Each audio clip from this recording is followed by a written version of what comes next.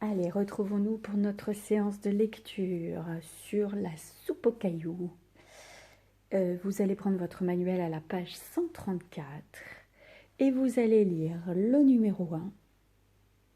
C'est un rappel du récit qu'on a déjà lu. Et le numéro 2. Et après votre lecture du numéro 2, je vous poserai des questions. Mettez en pause maintenant. Bien, vous avez fait la lecture du numéro 1 et du numéro 2. Qu'est-ce que vous pouvez me dire sur le texte du numéro 2? Qu'est-ce que vous voyez? Alors, on voit bien l'image d'un loup. Il est beau ce loup, hein? Blanc et gris comme ça, magnifique. On voit le titre, le loup. Et vous avez lu le texte. Je vais le relire avec vous pour voir s'il y a des mots difficiles. Le loup est un animal sauvage. Un animal sauvage, ça vous va? Oui, l'animal sauvage, c'est celui qui n'a besoin de personne pour trouver sa nourriture. Il n'a besoin de personne pour trouver sa tanière. Il se débrouille tout seul. Il n'est pas au contact de l'homme. Qui vit en forêt, dans des régions froides ou en montagne. Est-ce qu'il vit tout en haut de la montagne, là où il y a que de la neige toute l'année? Non, hein, il vit en forêt, dans des régions froides ou en montagne. Donc il peut vivre au contact de la neige, mais il est quand même abrité par la forêt. Les loups avaient presque disparu en France. Qu'est-ce que ça veut dire ça? Ils avaient presque disparu en France. Est-ce que ça veut dire qu'il n'y en avait pas du tout avant? Ou est-ce ça veut dire qu'il y en avait un peu et qu'ils ont presque disparu? Il n'y en avait presque plus. Oui, ça veut bien dire qu'il y en avait un peu en France avant, il y en avait, et ils ont presque disparu. Mais depuis quelques années, ils sont revenus. Comment est-ce qu'ils ont pu faire pour revenir, ces loups? Bizarre, hein? Vous avez une petite idée? Plusieurs. Je vous mettrai une vidéo avec un livre sur les loups et on apprendra plein de choses sur les loups.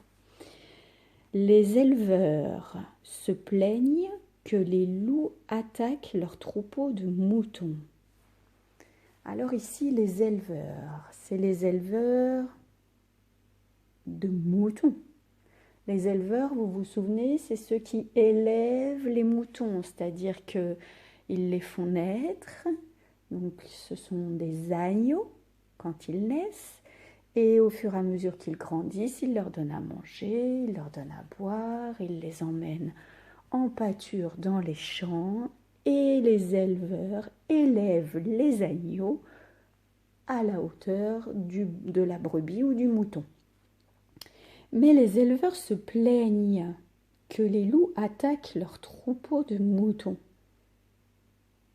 Ils se plaignent, mais oui, ils disent, oui, mais les loups c'est bien, mais ils nous attaquent les moutons. Qu'est-ce qu'ils font les loups avec les moutons? Mais oui, ils vont les attaquer pour les manger. Parce que le loup, est-ce qu'il mange de l'herbe? Ben non. Est-ce qu'il mange des légumes? Mais non. Il mange de la viande. Et vous vous souvenez, quand on mange de la viande, on est un carnivore. Le loup est un animal carnivore. Ah ben voilà, hein, c'est ça. Avec ses grands crocs devant, il peut attaquer les moutons et les dévorer. Comme le chien loup qui lui ressemble, il a des crocs solides pour attraper des proies vivantes. Alors les crocs, vous vous souvenez, c'est les deux dents du haut et les deux dents du bas qui dépassent. On les voit un petit peu là sur le dessin si vous vous penchez bien. C'est avec ça qu'il peut attraper des proies vivantes. Qu'est-ce que c'est qu'une proie? Il me semble qu'on en avait déjà parlé cette année dans la classe. Une proie, c'est un animal qui est vivant et qui va servir de nourriture au prédateur. Le prédateur, c'est celui qui chasse et qui va manger la proie, qui va manger l'animal plus petit que lui dont il a besoin. D'accord? Alors, est-ce que ce texte est une histoire? Non. Est-ce que ce texte est un dialogue entre plusieurs personnes, comme on l'a vu dans l'arbre lecteur, par exemple? Non. Est-ce que ce texte est une bande dessinée? Non. Bon, bah alors, qu'est-ce que c'est que ce texte? Vous le savez? Oui, c'est un texte documentaire qui nous explique comment le loup est pour de vrai, dans la vraie vie et dans la forêt des montagnes ou la forêt des régions froides. Est-ce que c'est le même loup que notre loup de la soupe aux cailloux? Je ne crois pas. Hein. Regardez, je vous remonte la couverture de l'album. Est-ce que vous trouvez que ce loup ressemble beaucoup à celui qui est sur l'image? Non, hein. Il a l'air plutôt gentil celui-ci. Hein. Et oui, si vous retournez la page de votre manuel, juste avant, vous avez ici plein d'images de loups. À votre avis, quels loups pourraient être des loups sauvages? Celui-ci? Oui, vous avez vu, il est en train de se battre contre une chèvre. Ah, ça, il me semble que c'est l'histoire de la chèvre de Monsieur Seguin. Il faut que je vous la trouve. Celui-là aussi, il a l'air sauvage, hein? Ah, est-ce que vous connaissez cette histoire? Ça, c'est la fable du loup et de l'agneau. Il faudrait que je vous la raconte aussi. C'est intéressant. Est-ce que ce loup paraît sauvage? Non, hein? Et pourquoi il ne vous paraît pas sauvage? Mais parce qu'il porte un sac sur son dos. C'est étrange. Et celui-ci? Ah oui, celui-ci est parfaitement sauvage. Il est magnifique d'ailleurs. Et on voit bien comment il est. Et lui, est-ce qu'il vous paraît sauvage? Eh bien non, hein? Avec sa veste, son pantalon, sa canne même et sa cravate. C'est le loup de notre histoire. D'accord? Bien. Alors, maintenant, vous allez prendre votre fichier de lecture à la page 46. Et vous allez faire le numéro 3. Il faut cocher les phrases qui correspondent à ce que vous venez de lire dans le texte documentaire sur le loup. Donc vous avez le droit d'y retourner pour vérifier vos réponses. On va tous mettre en pause, on va faire le travail et on se retrouve pour la correction. Voici la correction. En forêt, on peut trouver des loups. Mais oui, puisque dans le texte du manuel, ils nous disent « Le loup est un animal sauvage qui vit en forêt dans des régions froides ou en montagne. » Donc ici, c'était une bonne réponse. Si je regarde la deuxième, il n'y a jamais eu de loup en France. Celle-ci, elle n'est pas vraie comme phrase, hein, puisque là, il y est écrit « Les loups avaient presque disparu en France ». Ça veut dire qu'il y en avait. Ici, on vous dit « Il n'y a jamais eu de loup ». C'est faux. Il y en avait puisqu'ils avaient presque disparu. Presque, ça veut dire qu'il y en a.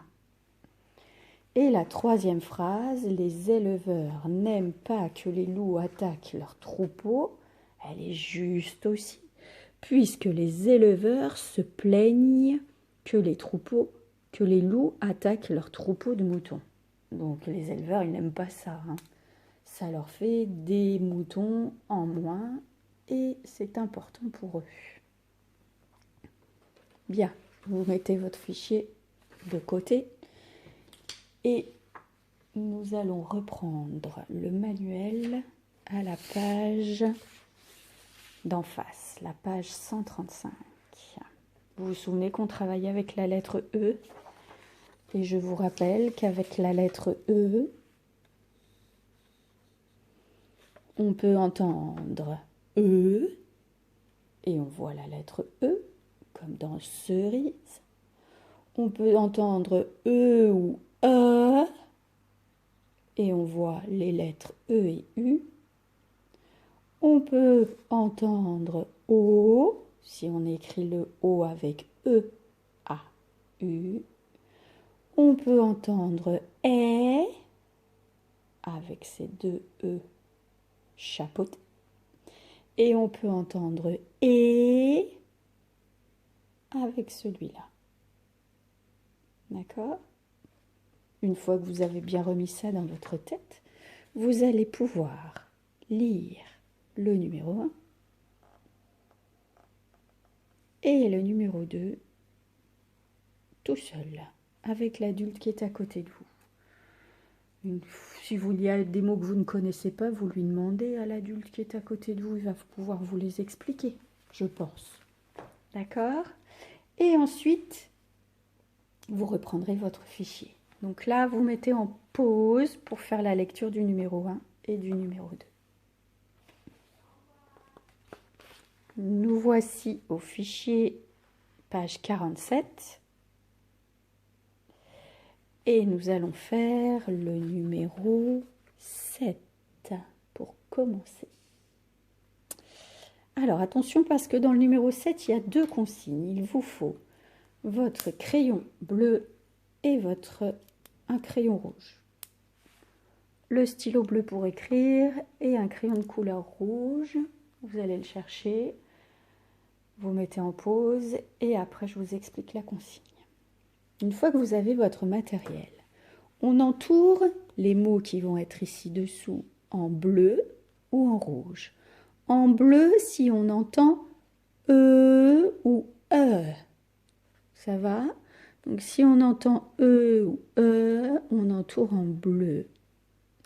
Si on entend O, il est rouge là? Oui. Si on entend O, on travaille avec la lettre E, je vous rappelle, hein, on va entourer le mot en rouge. Donc E ou E en bleu, O en rouge. Je vous donne les mots et après je ferai la correction. Beauté. Pause. Beurre. Pause. Peau. Pause. Peur. Pause. Peu. Pause. Se. Pause. Saut. Pause. O. Pause. Pause. Alors, je mets en pause pour vous faire la correction. Bien, voilà la correction. Regardez bien ce que vous avez fait vous et la correction. Corrigez si vous avez eu quelques erreurs. Alors, avec cette lettre E, vous voyez qu'on peut faire plusieurs sons. Hein, d'accord? Heureusement qu'elle est là pour faire plusieurs sons. Bien, maintenant, nous allons faire le numéro 8. Il faut copier la réponse aux devinettes. On fait la première ensemble. Vous lisez. Dans ce jeu, il faut lancer les 2 ou les dés. À votre avis, dans un jeu, est-ce qu'il faut lancer les 2 ou les dés? Bien oui, il faut lancer les dés.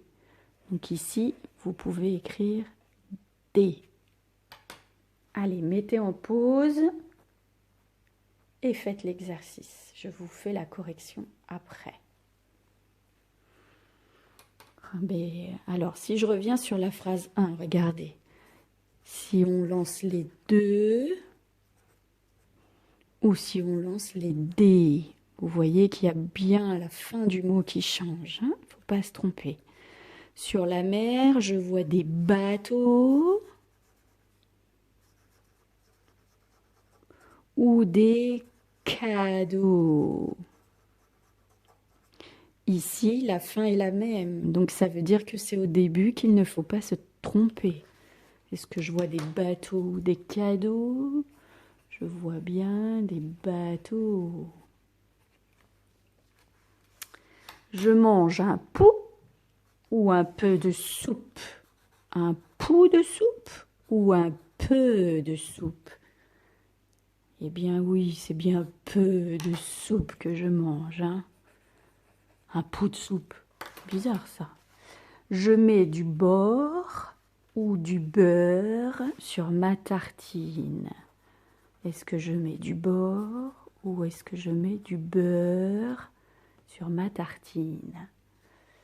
Mais oui, ici je mets bien du beurre, hein. C'est le heure et pas or. Or. En plus, c'est un O qui est un peu ouvert, on pourrait le confondre.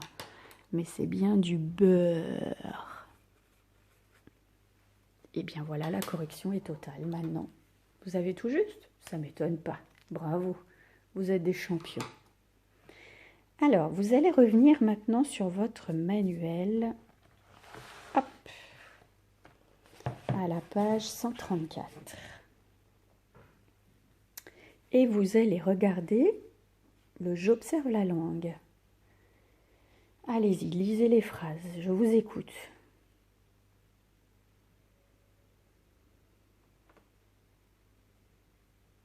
Ah, j'aurais bien voulu vous entendre plus fort, hein, mais bon, je vois que c'est difficile quand même. Alors, je vais la lire, la première. Le loup est un animal sauvage.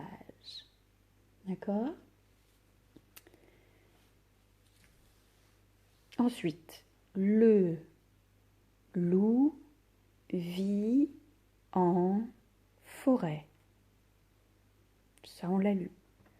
Le loup a des crocs solides. Tiens, dans toute cette colonne-là, de qui parle-t-on? Ah oui, on parle du loup, bien sûr. On sait que c'est un animal sauvage, on sait qu'il vit en forêt, on sait qu'il a des crocs solides. Eh bien maintenant, vous allez lire tout seul ici, avec l'adulte qui est à côté de vous, et après, on reparle ensemble de ce que vous avez lu. Mettez en pause. Alors, de quel animal parle-t-on dans cette colonne-là? On parle du loup aussi? Mais non, Alexandra, lis les phrases, tu verras bien. Le chien n'est pas un animal sauvage. Le chien ne vit pas en forêt. Le chien a des crocs solides. Ah oui, on ne parle plus du loup, on parle du chien. Bien sûr. Maintenant, vous allez regarder cette phrase-là. Je vais la relire. Le loup est un animal sauvage. Le chien n'est pas un animal sauvage. Qu'est-ce que vous pouvez dire de la première phrase et de la deuxième phrase? Ah, il me semble qu'on l'a vu dans la leçon de grammaire d'hier. Si je regarde la deuxième, le loup vit en forêt, le chien ne vit pas en forêt. Est-ce que ça vous rappelle quelque chose qu'on a fait hier en grammaire, ça? Eh oui. Ça montre des différences. Le loup est un animal sauvage, le chien n'est pas un animal sauvage, il est différent du loup. Le loup vit en forêt, le chien ne vit pas en forêt. C'est différent pour le chien. Le loup a des crocs solides, le chien a des crocs solides. Ah, là c'est la même chose pour les deux. Donc la dernière phrase est identique et les deux premières à chaque fois donnent l'inverse. N'est-ce pas? Et comment vous avez vu que ça donnait la différence? Est-ce que vous avez remarqué quelque chose? Oui, les petits mots qui sont orange ici. Ne pas ou n pas. Hein? Eh bien, vous vous souvenez, hier dans la leçon de grammaire, on a appelé ça une phrase négative. Elle dit l'inverse, elle dit la différence. Alors ici, le chien ne vit pas en forêt et ici, le chien n'est pas un animal sauvage. Normalement, on devrait dire le chien ne est pas. N'est-ce pas qu'on devrait dire ça? Attendez. Voilà. Sauf que ça ne s'écrit pas. Je vous ai expliqué dans la classe, quand il y a deux consonnes l'une à côté de l'autre, on enlève la consonne du n et on met apostrophe pour pas avoir les... pardon, c'est pas des consonnes, c'est des voyelles. Quand on a les deux voyelles dans deux mots qui se suivent, on enlève la première voyelle et on la remplace par apostrophe. Parce qu'on ne peut pas dire le chien ne est pas un animal sauvage. On dit bien le chien n'est pas un animal sauvage. Bien, ça vous remet la phrase négative dans la tête, la phrase qui dit l'inverse ou la phrase qui donne la différence. Elle est bien dans votre tête? Si oui, vous reprenez votre fichier de lecture à la page 47 et vous allez faire le numéro 9.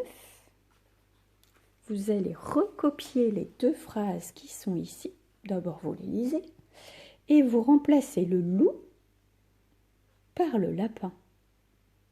Attention, c'est le petit lapin que j'ai dans ma maison, dans sa petite cage, à qui je donne à manger tous les jours et à qui je fais un petit câlin tous les jours. D'accord? Donc attention, il y a plein de petits mots qui vont se rajouter ou s'enlever. Lisez bien la phrase du départ et changez loup par lapin. Maintenant, vous mettez en pause. On se retrouve après pour la correction. Bien là, voilà la correction. J'espère que vous n'avez pas oublié ni la majuscule, ni le point sur les deux phrases. C'est super important maintenant de mettre les majuscules et les points, parce que CE1, c'est obligatoire. Donc, le loup est un animal sauvage. Si je remplace le loup par le lapin, ça fait le lapin est un animal sauvage.